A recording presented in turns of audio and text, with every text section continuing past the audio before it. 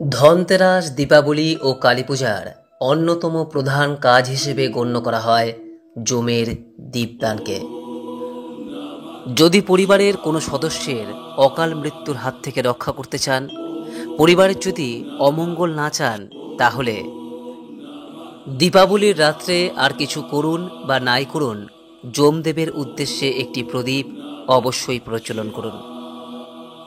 বন্ধুরা, কালী পুজো এবং দীপাবলির সবথেকে গুরুত্বপূর্ণ অংশ হলো এটি। ধনতেরাসে কোনো কিছু কিনুন বা নাই কিনুন, দীপাবলির কোনো উৎসবে সামিল হন অথবা নাই হন, কিন্তু মৃত্যুর দেবতা যমদেবের উদ্দেশ্যে প্রদীপ নিবেদন করা আমাদের প্রত্যেকটি বাড়ির অন্যতম প্রধান কর্তব্য।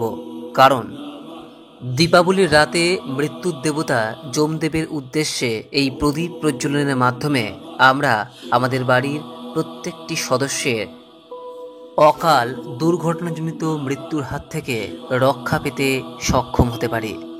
পাশাপাশি পরিবারের দুর্দশা এবং অন্ধকার দূর করার উদ্দেশ্যেও আমরা এই দিন যমদেবের উদ্দেশ্যে প্রদীপ দান করে থাকি। আজ এই ভিডিওর মাধ্যমে আপনাদের সামনে আলোচনা করব এই বছর 1432 বঙ্গাব্দ 2025 সালে কোন দিন এই যমদেবের উদ্দেশ্যে প্রদীপ দান করবেন এবং কখনই বা দান করবেন। এবং সবথেকে গুরুত্বপূর্ণ বিষয়, অনেকেই এই বিষয়টি জানেন না যে কিভাবে এই যমদেবের উদ্দেশ্যে প্রদীপ দান করতে হয়। সেই সমস্ত কিছু বিষয় নিয়ে এই ভিডিওতে আপনাদের সামনে বিস্তারিত আলোচনা করব। আশা করি এই ভিডিওটি আপনাকে সমৃদ্ধ করবে, তাই ভিডিওটি সম্পূর্ণ মনোযোগ সহকারে দেখুন এবং দেখার পর এই সংক্রান্ত কোনোরূপ কোনো প্রশ্ন বা মতামত থাকলে নিচে কমেন্ট বক্সে অবশ্যই জানাবেন। নমস্কার দর্শক বন্ধুরা, অমৃত কথা এই চ্যানেলে জানাই আপনাদের সুস্বাগতম। ভারতীয় দর্শন, শাস্ত্র এবং বিভিন্ন দেবদেবীর পূজা অর্চনা পদ্ধতি এই চ্যানেলের মূল আলোচনার বিষয়বস্তু। চলুন বন্ধুরা, এবার বিস্তারিত আলোচনাতে প্রবেশ করি। বন্ধুরা, আপনারা নিশ্চয়ই জানেন যে দীপাবলির উৎসবে ধনতেরাসের দিন আমরা 13টি প্রদীপ প্রজ্বলন করে থাকি এবং তার পরের দিন অর্থাৎ ভূত চতুর্দশীর দিন আমরা 14টি প্রদীপ প্রজ্বলন করে থাকি।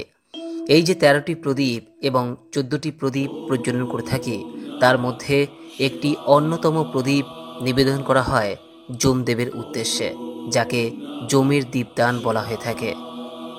অকাল অপমৃত্যু বিনাশের উদ্দেশ্যে গৃহের বহির্ভাগে এই যমদেবের উদ্দেশ্যে প্রদীপ নিবেদন করা হয়ে থাকে। যমদেবের উদ্দেশ্যে এই প্রদীপ নিবেদনের একটি নির্দিষ্ট নিয়ম রয়েছে এবং একটি নির্দিষ্ট সময় রয়েছে।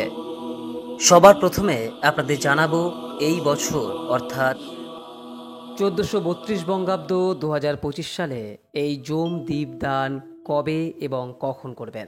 বন্ধুরা, এই বছর এই যম দীপদানের সময় পড়েছে আগামী 31শে আশ্বিন 18ই অক্টোবর শনিবার। মূলত এই যমের দীপদান সন্ধ্যার সময় অর্থাৎ প্রদোষকালে সম্পন্ন করা হয়ে থাকে। এই দিন অর্থাৎ 18ই অক্টোবর শনিবার এই যম দীপদান করতে হবে সন্ধ্যা 5টা 7 মিনিট থেকে রাত্রি 6টা বেজে 43 মিনিট পর্যন্ত। এই যে 1 ঘন্টা 36 মিনিট সময়, এই সময়ের মধ্যে অপমৃত্যু বিনাশ করার জন্য গৃহের বহির্ভাগে যমদেবের দীপদান করা আবশ্যক। মূলত এই যমদেবের দীপদান ধনতেরাসের দিন অর্থাৎ ধন ত্রয়োদশী তিথিতে সম্পন্ন হয়। আর এই ধন ত্রয়োদশী তিথি এই বছর পড়েছে আগামী 18ই অক্টোবর শনিবার দুপুর 1টা বেজে 21 মিনিট থেকে, এবং এই তিথি থাকছে পরের দিন 19শে অক্টোবর দুপুর 1টা বেজে 54 মিনিট পর্যন্ত। আর এই সময়ের মধ্যে যে প্রদোষকাল অর্থাৎ সন্ধ্যার মুহূর্ত, যেটি শনিবার দিন পড়েছে, সেই শনিবার সন্ধ্যা 5টা 7 মিনিট থেকে রাত্রি 6টা 43 মিনিটের মধ্যে এই যমদেবের দীপদান সম্পন্ন হওয়া প্রয়োজন। তবে কোনো কারণে যদি এই দিন যমদেবের উদ্দেশ্যে দীপদান না করতে পারেন, তাহলে তার পরের দিন ভূত চতুর্দশীর দিনও আপনি যে চতুর্দশ দীপদান করতে হয়, সেই চতুর্দশ দীপদানের মধ্যে যমদেবের দীপদানও করতে পারেন।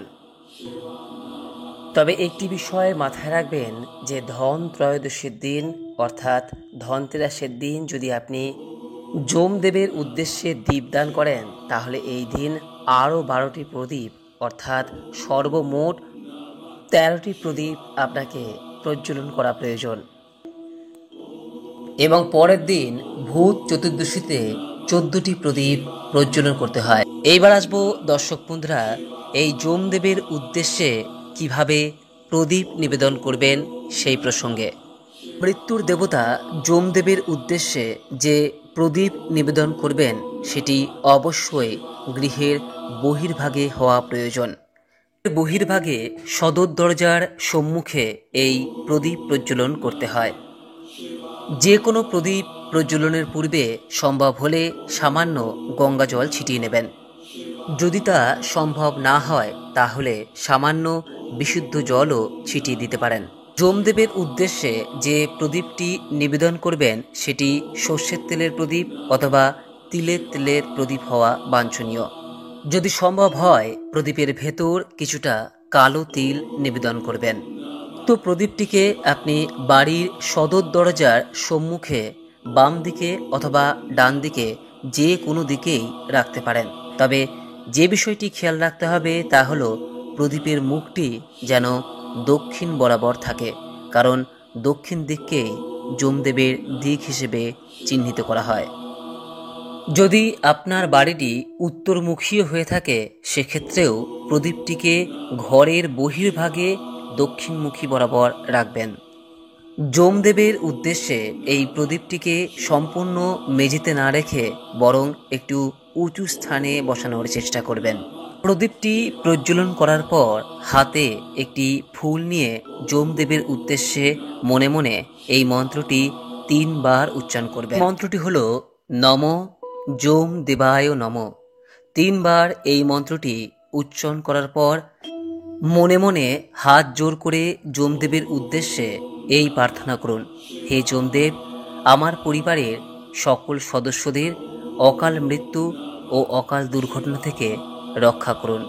আমার পরিবারের সকল অন্ধকার ও দুর্দশা দূর করে দিন।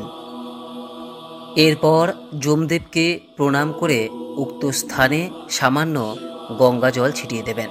আর যদি গঙ্গা জল না থাকে সেক্ষেত্রে অবশ্যই হাত পা ধুয়ে ঘরের মধ্যে প্রবেশ করবেন। পরিবারের যে কোনো সদস্য, তা সে ছোট হোক বড় হোক, ছেলে হোক বা মেয়েই হোক, সকলেই এই ক্রিয়াটি করতে পারবেন। যমদেবের উদ্দেশ্যে এই প্রদীপ প্রজ্বলনের পর অনেকেই পরের দিন নরক চতুর্দশী অর্থাৎ ভূত চতুর্দশীর দিন যমদেবের উদ্দেশ্যে তর্পণ করে থাকেন এবং ধর্মরাজ যমদেবের পূজাও করে থাকেন। এই বিষয়টি সম্পূর্ণ একান্তই ঐচ্ছিক বিষয়, অর্থাৎ আপনি এটি করতেও পারেন নাও করতে পারেন। তবে অবশ্যই পরিবারে যদি অকাল দুর্ঘটনা বা বিপদ এড়াতে চান তাহলে এই দিন প্রদোষকালে যমদেবের উদ্দেশ্যে এই একটি দীপ দান করুন।